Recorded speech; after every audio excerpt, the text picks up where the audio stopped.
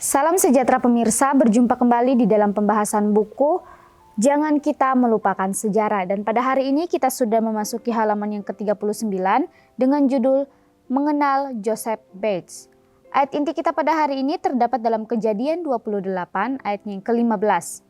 Aku akan melindungi engkau kemanapun engkau pergi. Kita masuk di dalam inti pembacaannya. Joseph Bates adalah tokoh inti pada periode awal gereja Masehi Advent hari ke-7.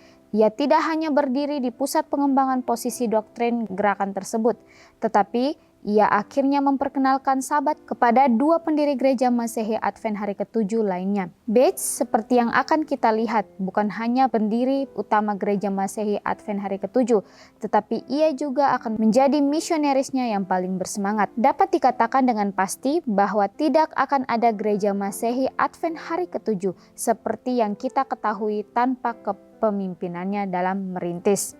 Namun, Bates bukanlah penganut Kristen yang konsisten.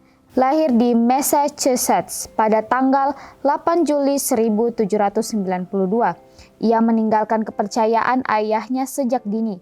Kampung halamannya menjadi pusat perburuan paus di Amerika Serikat.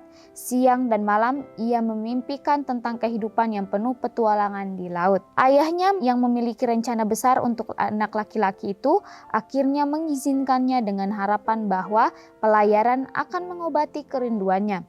Tetapi hasil akhirnya justru sebaliknya. Pada Juni 1807, tepat sebelum ulang tahun yang ke-15, Joseph berlayar sebagai anak kabin dalam sebuah pelayaran ke Eropa. Pengalaman awalnya di laut seharusnya telah membuat orang agak pemalu ini menyerah dan menghentikan mimpinya lalu pulang ke rumah.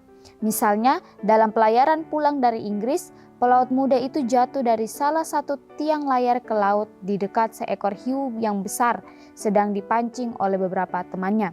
Jika saja makhluk itu tidak mengubah posisinya saat itu, maka karir Bates sebagai pelaut sangatlah singkat.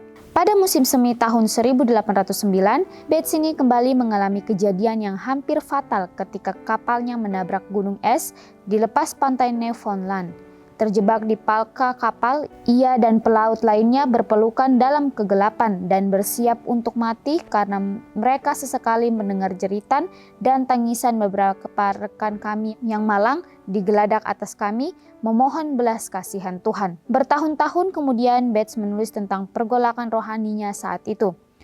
Oh, pikiran yang mengerikan.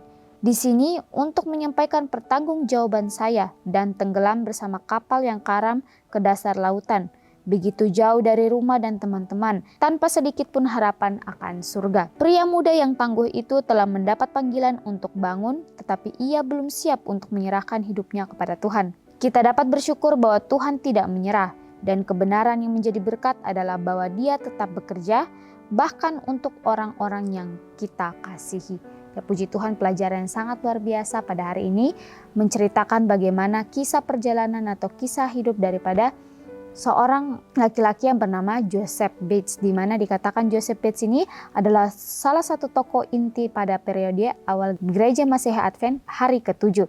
Dan dikatakan Joseph Bates ini ia tidak hanya berdiri di pusat perkembangan posisi doktrin gereja tersebut, namun ia akhirnya memperkenalkan sahabat kepada pendiri-pendiri gereja Masehi Advent hari ke-7 yang lainnya. Dan disitulah kita umat Kristen merayakan akan hari Sabat tersebut. Dan dikatakan bahwa Bates ini bukan hanya pendiri utama gereja Masehi Advent hari ke-7, tetapi ia juga menjadi misionaris yang paling bersemangat. Dapat dikatakan dengan pasti bahwa tidak akan ada gereja Masehi Advent hari ke-7 seperti yang kita ketahui tanpa kepemimpinannya dalam merintis. Ya, bagaimana kisah perjalanan kehidupan daripada Joseph Bates ini, dia melewati begitu banyak cobaan dalam kehidupannya sehingga dikatakan bahwa Joseph Bates ini adalah salah satu tokoh periode awal gereja Masehi Advent hari ke-7, sehingga kita manusia atau kita orang Kristen dapat mengenal akan yang namanya hari Sabat. Bahkan dikatakan bahwa dia ini bukan hanya pendiri utama gereja Masehi Advent hari ke-7, tetapi ia juga menjadi seorang misionaris yang sangat bersemangat untuk melayani di pekerjaan Tuhan. Ya, sebelum Joseph Bates ini menjadi misionaris, dia mempunyai cerita yang sangat luar biasa yang dia alami saat dia muda. Ya, bagaimana Joseph ini mempunyai impian yang sangat besar pada saat dia masih muda, di mana dikatakan sebelum Joseph ini menjadi seorang misionaris, banyak cerita yang dia lewati pada saat itu. Dia menjadi seorang pelaut.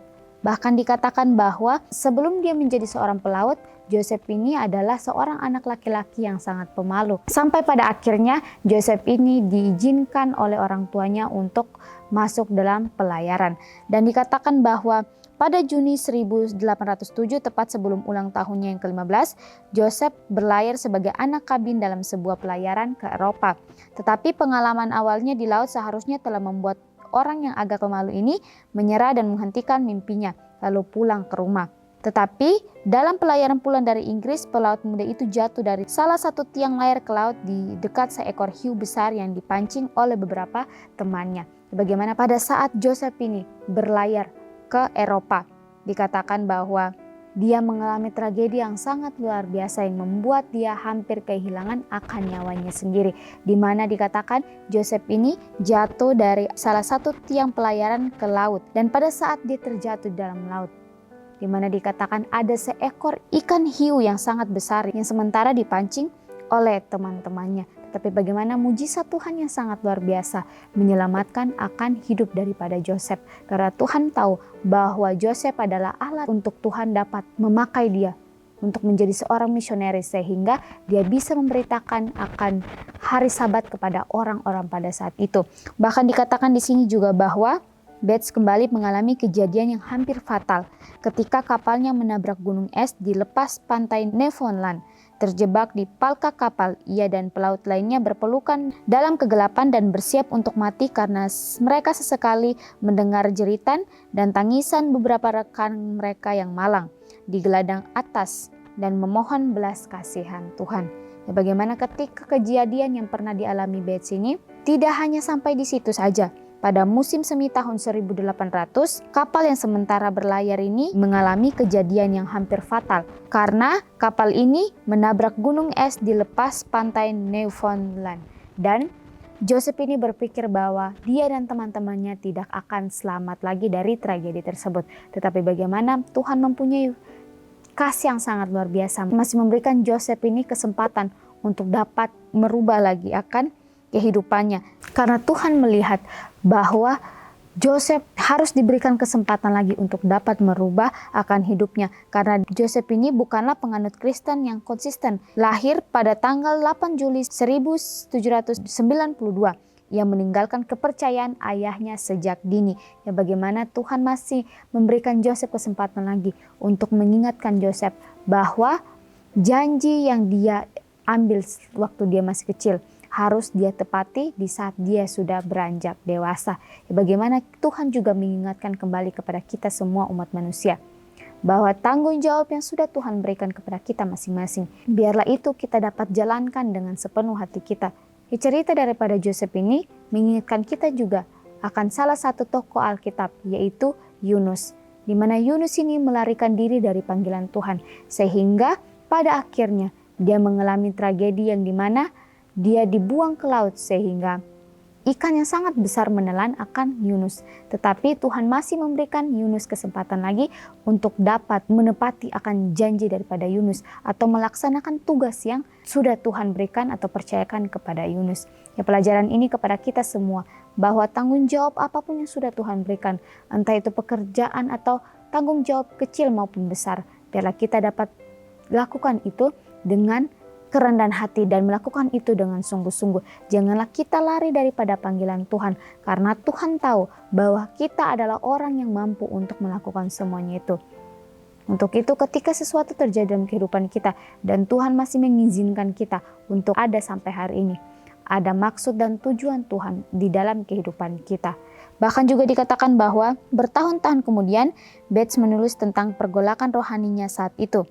Oh, pikiran yang mengerikan. Di sini untuk menyampaikan pertanggungjawaban saya dan tenggelam bersama kapal yang karam ke dasar lautan. Begitu jauh dari rumah dan teman-teman, tanpa sedikit pun harapan akan surga. Pria muda yang tangguh itu telah mendapat panggilan untuk bangun, tetapi ia belum siap untuk menyerahkan hidupnya kepada Tuhan. Ya, bagaimana pelajaran ini juga kepada kita semua. Mungkin kita belum bisa mengerti akan jalan-jalan yang Tuhan berikan dalam kehidupan kita. Atau mungkin kita belum bisa memikul akan setiap tanggung jawab yang Kristus berikan dalam kehidupan kita. Tetapi biarlah kita mau meminta Tuhan untuk menyanggupkan kita melakukan apa yang sudah Tuhan berikan di dalam kehidupan kita. Dan dikatakan kita dapat bersyukur bahwa Tuhan tidak menyerah, dan kebenaran yang menjadi berkat adalah bahwa Dia tetap bekerja, bahkan untuk orang-orang yang kita kasihi. Puji Tuhan, pelajaran yang sangat luar biasa yang dapat kita praktekkan di dalam kehidupan kita masing-masing.